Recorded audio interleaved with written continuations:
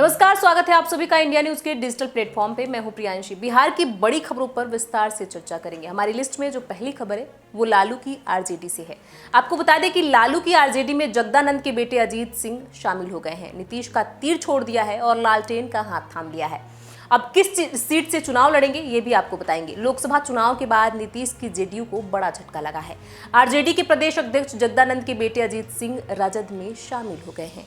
उनके रामगढ़ सीट से उपचुनाव लड़ने की संभावनाएं जताई जा रही है। वो करीब एक माह पूर्व जदयू से त्यागपत्र दे चुके थे। बुधवार को मिली जानकारी के अनुसार राजद के राष्ट्रीय महासचिव भोला यादव ने उन्हें पार्टी की सदस्यता दिलाई है। इस मौके पर राजद के राष्ट्रीय महासचिव बीनू यादव भी मौजूद थे। सूत्रों के अनुसार जो खबर आ रही है उसमें मंत्री सुधाकर सिंह के बक्सर से सांसद निर्वाचित होने के बाद उनके विधानसभा क्षेत्र रामगढ़ के उपचुनाव में अजीत सिंह के चुनाव लड़ने की संभावनाएं जताई जा रही हैं। रामगढ़ से विधायक रहते हुए जगदानंद सिंह के पुत्र सुधाकर सिंह के बक्सर संसदीय क्षेत्र से राजद के उम्मीदवार बनाए गए थे।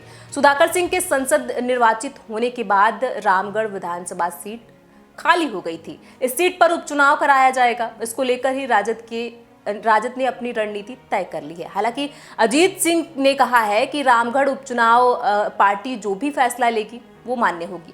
अजीत सिंह ने कहा है कि संविधान विरोधी सांप्रदायिक शक्तियां जो हैं उनको पराजित किया जाएगा और जदयू को इसीलिए छोड़ा गया है। इससे पहले लोकसभा चुनाव में उन्होंने इंडिया अलायंस के प्रत्याशियों के लिए चुनाव प्रचार किया था और आगे भी करते रहेंगे। आरजेडी के प्रदेश अध्यक्ष जगदानंद के दोनों बेटे अब राजद में सेट हो गए हैं। सुधाकर सिंह के बेटे पहले से आरजेडी में थे और अब छोटे बेटे अजीत सिंह ने भी आरजेडी का दामन थाम लिया है। 12 अप्रैल 2022 को अजीत सिंह ने जेडीयू की सदस्यता ली थी और अब करीब 2 साल बाद जदयू छोड़ राजद में शामिल हो गए हैं।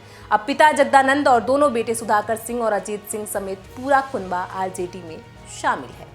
अब रुक करते हैं दूसरी खबर का। बिहार में 72 घंटे से महाजाम। आरा छपरा रोड पर रेंगते दिखे वाहन। पटना पहुंचने में लगे 5 घंटे। आरा छपरा मार्ग पर बीते 72 घंटों से महाजाम जैसी स्थिति बनी हुई है। आरा से पटना का 120 मिनट का सफर 5 घंटे से ज्यादा वक्त में पूरा हो रहा है। जाम में फंसे लोगों को भीषण गर्मी का भी सामना करना पड़ रहा है।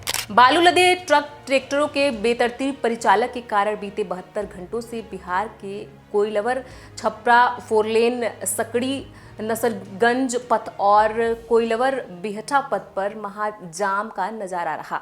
विगत 3 दिनों से रुक रुक कर हो रहे आवागमन के कारण ट्रकों ने पूरे रास्ते पर आवागमन बाधित कर दिया है।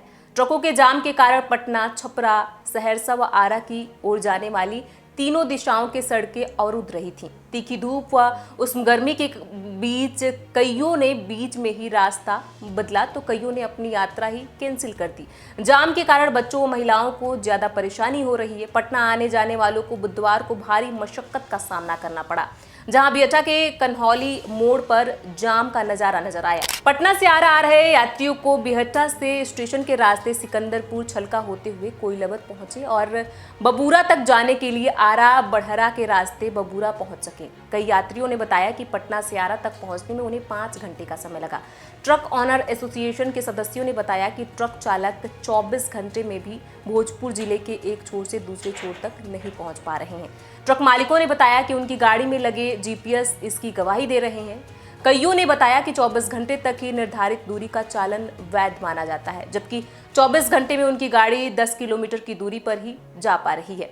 स्थानीय लोगों की माने तो पहले रात के अंधेरे में ओवरलोडिंग बालू ट्रकों का आवागमन होता था, जो अब दिन के उजाले में ही हो रहा है। स्थानीय लोग ने बताया कि पासिंग गिरोह की देखरेख में दिन के उजाले में ही बिहार व धंडिया गांव से लेकर कोइलवर के पुराने पुल के रास्ते बालू लादकर फुल बॉडी ट्रक खड़े रहते हैं, जिनका परिचालन शाम होते ही बेखौफ शुरू हो जाता है। रुक करते अगली खबर का।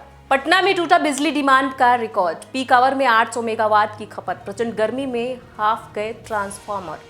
राजधानी पटना में मंगलवार की रात 4 घंटे तक बिजली डिमांड के सारे रिकॉर्ड टूट गए और बिजली खपत 800 मेगावाट पहुंच गई, जो बीते साल 775 थी, जिसके कई इलाकों में बिजली कटौती हुई। भीषण गर्मी ने इस बार बिजली की खपत रोजाना नया रिकॉर्ड बना रही है। पहली बार ऐसी स्थिति है। मंगलवार की रात लगातार 4 घंटे तक बिजली खपत 800 मेगावाट के पार रही।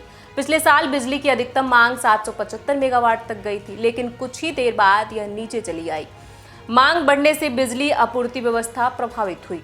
इस सब स्टेशन के पावर ट्रांसफार्मर से लेकर आपूर्ति ट्रांसफार्मर पर लोड दोगुना हो जा रहा है, जिसके कारण शहर में बिजली कटौती थम नहीं रही है। लोग उमस भरी गर्मी से परेशान हैं। वहीं दीघा ग्रिड के केबल ट्रंच में आग लगने से 5 लाख की आबादी प्रभावित रही। 150 पर चलने वाले ट्रांसफार्मर पर 300 एम्पियर लोड मंगलवार की रात पीक ओवर में 11 बजे 857 मेगावाट और बुधवार की दोपहर 3 बजे 832 मेगावाट बिजली की मांग रही।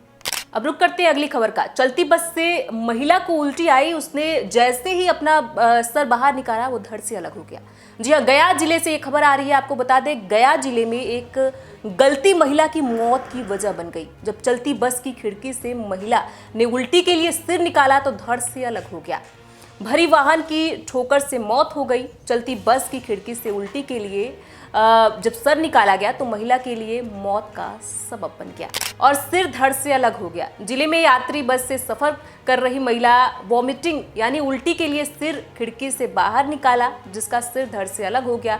घटना बुधवार की दोपहर पंचानपुर चौक के पास घटी। महिला का सिर सामने से आ रहा भारी वाहन से टकरा गया और मौके पर उसकी मौत हो गई। मृतक महिला की पहचान अरवल जिले के ओझा बिगहा निवासी रामरूप महतो की 48 वर्षीय पत्नी सुनीता देवी के रूप में हुई है।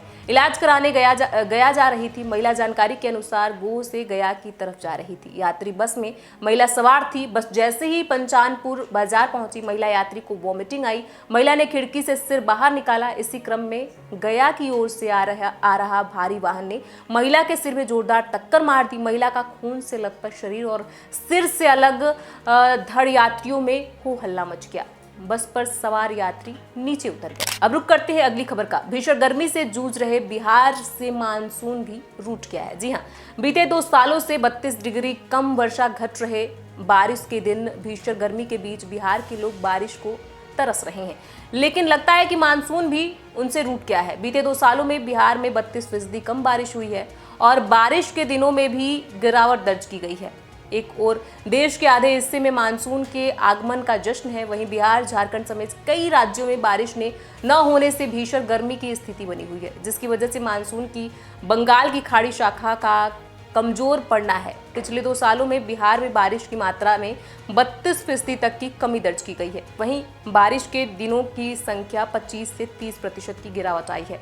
झारखंड में भी कमोबेश यही स्थिति है। मौसम विशेषज्ञों के अनुसार बिहार में मानसून की अवधि 122 से 124 दिनों की होती है। राज्य में मानसून की बारिश का कालखंड 13 जून से लेकर 15 अक्टूबर है। इस दौरान सामान्य बारिश का मानक 992 मिमी है। वर्ष 2022 में जहां मात्र 683 मिमी बारिश हुई, वहीं वर्ष 2023 में मात्र 707.5 मिमी बारिश दर्ज की गई। इस तरह वर्ष 2022 में बिहार में 32% कम बारिश हुई, जबकि 2023 में बारिश में लगभग 24% की कमी रिकॉर्ड दर्ज की गई। हालांकि इससे पहले के 3 वर्षों 2019 में 3% अधिक, 2020 में 25% अधिक और 2021 में लगभग 3% अधिक बारिश हुई। दरअसल देश में जून से लेकर अक्टूबर तक मानसून की बारिश होती है। इसे दक्षिण पश्चिम मानसून बारिश के रूप में जाना जाता है।